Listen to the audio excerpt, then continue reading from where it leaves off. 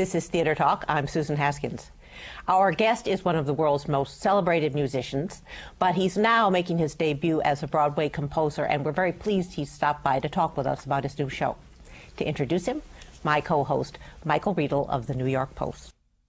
Phil Collins has won Grammys and has had million seller hits, but I don't think any of that compares to the challenge of putting on a Broadway show. He's a hero in the theater world. Welcome to Broadway and welcome to Theater Talk, Phil Collins. Thank you very much. Nice to be here. All right, you've been in the midst of almost a month and a half of previews. I mean, actually putting together a show here in New York, and you've been around it all the time. This is your first experience with it. What is the biggest frustration of building a Broadway musical? The biggest frustration is how long it takes. Just because, I mean, this show particularly is got a lot of technical, stuff going on with flying, and that's obviously involves a lot of safety precautions and teching, and that is, something that you think of today may go in next week. And I'm from the world where you turn up at a sound check and say, "Hey guys, you remember this song?" Right. We're going to rehearse it now and we're going to play it tonight. Right. So that's a little bit of a shock. But and sometimes I just have learnt to shout, "Come on, guys, rock and roll," and actually we do get things in that night sometimes. Really? I mean, we did a scene the other night. We should say, by the way, this is Tarzan, the big new Disney show about to open on Broadway. I saw you one night with Tom Schumacher, your producer, when you were in a technical rehearsal, and you were running up the side of a stairs to do a new song that you had just written, and it was kind of exciting. I mean, to me, it was like the old days of Rodgers and Hammerstein knocking the song out in the wings. And how do you do that now? Because you use a cell phone when you are writing a song fast that you sing into? Well, sometimes how did that work? If you have ideas, you kind of quickly sort of, if you've got a recording thing, you can just sort of do that, or you write it down. I mean, the caricature of this whole thing, I guess, my kind of little picture of this was the black and white movies with the pages of the calendar coming off and the guy sitting at the side of the stage opening night saying, "They hate that song, right? Write another one," Right. And that's actually did happen once during this. Well, there's written 3 new songs since I've been here since Christmas, and there's been 3 new songs. But the big one, I think, was when I rewrote a song for Turk, who's Chester Gregory, who plays Turk, and I had a song already which I loved, but it didn't have the energy that we needed at that point. So I kind of literally in half an hour threw something together and played it to everybody, and everyone said, "Yes, that's great." Went home, wrote the words on the way back. I mean, we went back to Switzerland. On the plane on the way back, wrote the words and played it to everybody in the pit, as it were. And people stopped sweeping and they kind of, turned around. And it was like the black and white movies when everyone, "Hey, this guy is good." We've got a fantastic cast, but I mean, Chester particularly has just grown into the thing and made that song his own. And that's what's another interesting thing for me, because I sing my own stuff all the time, and I'm not really used to handing things over. I mean, in the movie of Tarzan, I sang the song. Right. And then, of course, we did the show, and now I have to hand it to the actors, and I've sort of coached them through how I'd like them to sing it, and we keep, just pulling back and saying, just a little less vibrato, just don't forget the phrasing's like this. You must be driving them crazy. Probably, but actually, because I've been around since Christmas, I've become part of the furniture, I mean, I've been back home 3 times for a week, but otherwise I've been here since Christmas, and I was here for the auditions, and I was here for, I've been, on this project, it seems like all my life now, but I'm very close to it, and it just, I remember saying to Tom Schumacher, "Is it okay if I sit in a room and tell them what I think how they should sing it?" And he said, "Yeah." I mean, Richard Rodgers actually apparently used to do that himself. That's the way I do it anyway. It's very interesting that your the commitment that you made to the show and the amount of time that you've spent with it, because another composer in the Schumacher stables, Elton John, who was famous for, writing the score, pass it on, and then I'll be there at the opening night. Possibly. Possibly, exactly. And I know Billy Joel, with Moving Out, I mean, it was a collection of his songs already written, but he wasn't around it that much, and he was telling me once that the difficulty for someone who performs around the world as Elton, Billy, and as you do as well, is to give that much time to a show because it takes away from your performing schedule, which is, you know, how you make your living. Yeah. Not a problem for you? You know, I'd just come over here for a week, we'd have meetings, and then I'd go home and I would write, and if I had to go on tour, I'd go on tour, and they knew that, so they would kind of prioritize other places.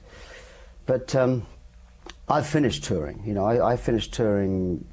I did my last tour of the States 2004, and I did the last part of the rest of the world last year, November, because this was coming up. And so it's coincided for me, sort of a change in my life as a musician. I've spent 30 years in hotels, you know, I don't want to do that anymore, although I've spent the last 3 months in a hotel. I thought about that this morning. I thought, I stopped doing this to get out of hotels, and here I am, you know, but now I've got an apartment, so it's okay. But, yeah, you know, it is, I can see what they're saying, because I mean, Elton is driven to perform, without a doubt. I mean, he lives for performing. Me, I kind of think I live for writing, and more than performing now. So I get a lot of satisfaction from watching and learning from any new process. You began as a musical theatre performer. You were in the original company of Oliver in London. Did you set out to be a musical theatre actor, and then life just sort of took you off into super pop stardom? No, I started playing drums when I was 5, and I was serious, you know. I mean, by the time I was 10 or 11, and we had, I mean, it was just prior to the Beatles, but when that happened in '62, '63, that was, you know, I was already a committed drummer. But of course, back then, in those dark days, you couldn't be a professional musician until, you know, you'd been through school and possibly college or something. So I had to do something. But my mother, coincidentally, who used to run a toy shop, she got a call from a friend of hers that wanted to open an agency for kids.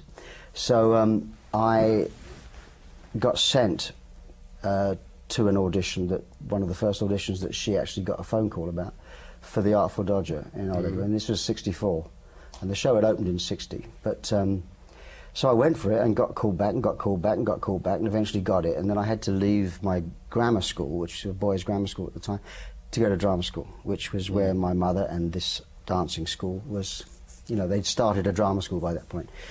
So that's how I started, and I just wanted to be a drummer. I did some acting after that, but really I was looking at my watch waiting to grow up, you know, so I could actually go on the road as a musician. Right. And I did quite a few things, you know, little film parts, little television parts and things, but it took me, Miami Vice was the thing that coaxed me back into acting, because I didn't really want to go back and do any more of that, and they called me in because they'd used a lot of my music, you know, in their episodes. Yeah, sure. And they said, "Do you want to come over and play, you know, have a cameo in one of the episodes?" I said, "Sure." And they sent me the script, and I was at every page. I mean, I said, "I don't know if I can do this. This is, you know, I don't know if I can handle it." Come over, we'll have a good time. So I went over there. Are you tempted at all now to star in a Broadway musical, since you've been around it and you're a performer? Actually, when we've been, you know, in the process of this coming to the stage, we all sit around a table and read the script. And we've all had designated parts over the years. And Tom Schumacher, for example, is always Clayton. I'm always Professor Porter, who is Jane's eccentric English father. Right. And we did, fleetingly, but we did think about, at some point, of me just sort of doing Porter. Really? And then we're still joking about it when it goes on tour. Maybe I could do a limited run as well. I mean, I was touring. One place, not tour. But yeah, you know, I never say never. You know, if the opportunity comes, I would certainly think about it. There was a long period of time in the history of Broadway musicals where the musicals seemed to diverge from popular music writing. And people like you and Elton John and Billy Joel, who were interested in the theater, never went into the theater. Do you have any sense of why that was, why the theater sort of ceased to become part of the popular musical culture, and why people such as yourself are now going back to it? Well, you know, I could only speak personally. I mean, I think these things, you get a little bit tired at some point of the confines of the 3 or 4 minute pop song, I guess. You know, and you want to do something a little bigger, a little broader, that pushes you. I mean, everybody's got their own reasons. I mean, I can only speak for myself, really. But, you know, it's just, it's writing a story, you know, a musical story, obviously with David Henry Hwang's book, you know, but it's just something more than what you've done, and you kind of get an opportunity to break out. And of course, it comes with a maturity. You know, you get a bit older, and you decide you don't want to do that, and you want to do this, and it's those kind of reasons for me. Did you ever feel a time there was with the musicals, having been in Oliver and liked musicals? I know you grew up loving West Side Story and Steve Sondheim. Leonard Bernstein. Sorry, Leonard Bernstein and Steve Sondheim lyrics. But that the musical theater was this sort of hopelessly old-fashioned, silly thing that, you know, very popular recording artists such as yourself would not have anything to do with. I never felt that because I had that start with Oliver. So you knew what it could be, wasn't it? Yeah, I mean, I mean, the happiest days probably of my life, in some respects, were in that show, and my girlfriend, who became my first wife, she was in Maggie May, so I went to that show a lot, and I mean, now I look back and all the things that I could have seen. You know, the Alan Bennett stuff, all the plays and the musicals that were on at the time, Joe Orton. You know, that I could have seen that I didn't, but it would never seemed old-fashioned to me because I'd lived through that first. I never dreamt of doing, you know, writing a Broadway musical, but it never seemed old-fashioned. No, I mean, I was online last night trying to find a song that I thought was from a musical that. I'm trying to, because I'd asked everybody what show it was from, and in fact, I found out that it was actually just an Edith Piaf thing. But there's a fascination for that kind of music as well as other stuff. I mean, my iPod's got Weather Report, Frank Sinatra, and Romeo and Juliet, and My Fair Lady on it. You know, it's like scratch a world-famous pop sensation, and you get a show queen, right? Right. My whole life's been leading to this. Exactly. Well, Phil Collins, it's been delightful having you on our show tonight. We wish you the best of luck with Tarzan. And if it goes well, would you like to try another original musical for Broadway? Absolutely. That's why I've got the apartment. Yeah, very good. Good luck with Tarzan. Thanks a lot for being our guest tonight. Thanks for having me.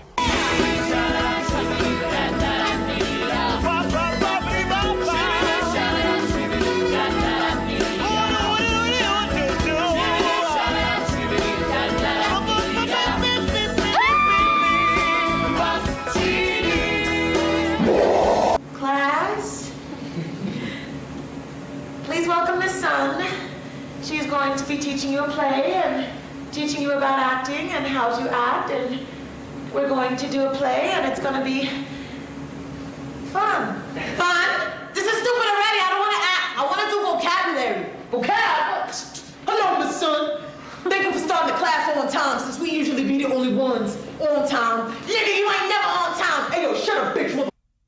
Jerome, Brian, what did I tell you about your offensive language? The theater is not only a delivery system for entertainment, but it is also a vehicle for self-revelation and learning.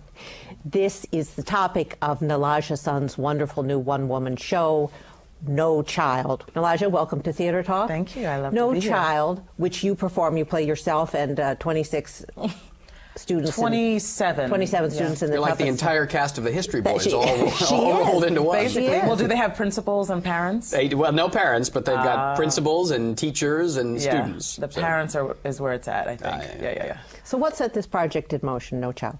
Well, I've been teaching, been a teaching artist in the public schools for about 8 years now, and every time I've walked into a public school, every time I always thought, wow, this is a play. This is literally a play. For example, just last year I was teaching at Martin Luther King High School, and I would always get this sense of walking into Martin Luther King, just feeling his presence, and then having to walk through the metal detectors. And the metal detectors take forever. Even as a teaching artist, I still have to walk through the metal detectors. Take off your rings, take off your belts, take off your jewelry, take off your, basically, you know, if you have a metal a plate in your spine. off, You got to go ahead and try to take that out.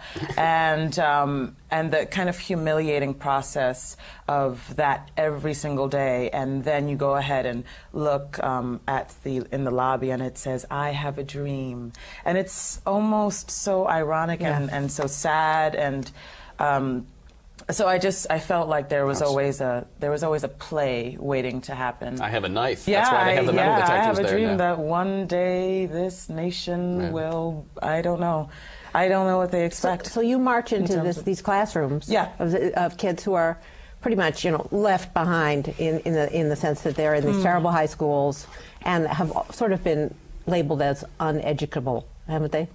Yeah. Well, they've been labeled as kids who are not necessarily kids. They're more adults, and they are. Well, you have 18-year-old 10th graders. Right, whereas 18-year-old 10th graders, definitely kids who have been termed slow or remedial at a very early age. So by the time they're 18 years old, they just, don't expect for people to expect much of them.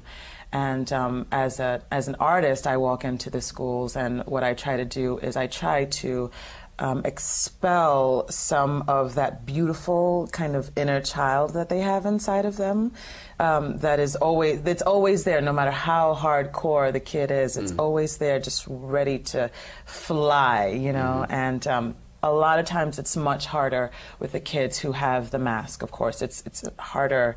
Kind of. Yeah, they're very you gotta armored, really very armored. chisel it. Yeah, chisel it all out. And as you show, it takes half your time to just reach them, to just communicate and get them to stop what we'd call acting out and pay attention to what you're trying to do, which is make a play. Yeah.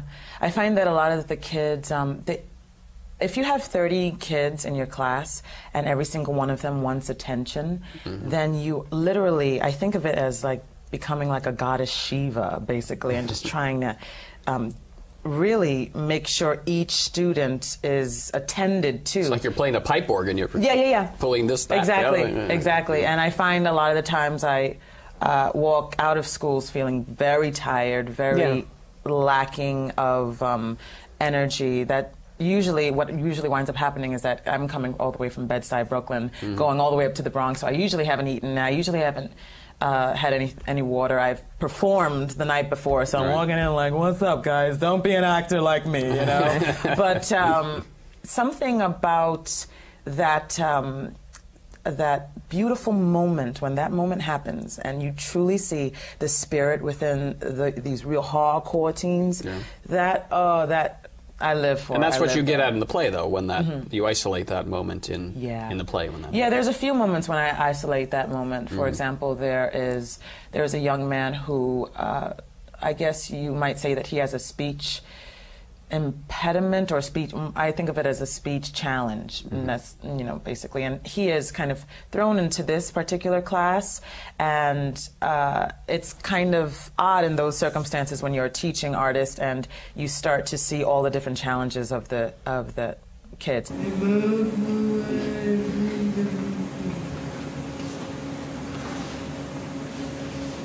Thank you, Philip. Thank you. Oh, you can sit down now.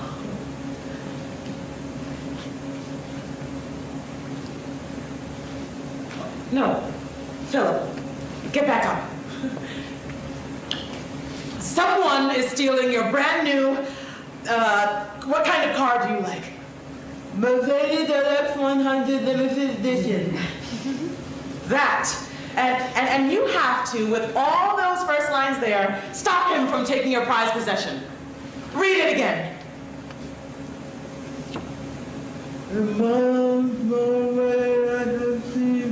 Now open your mouth.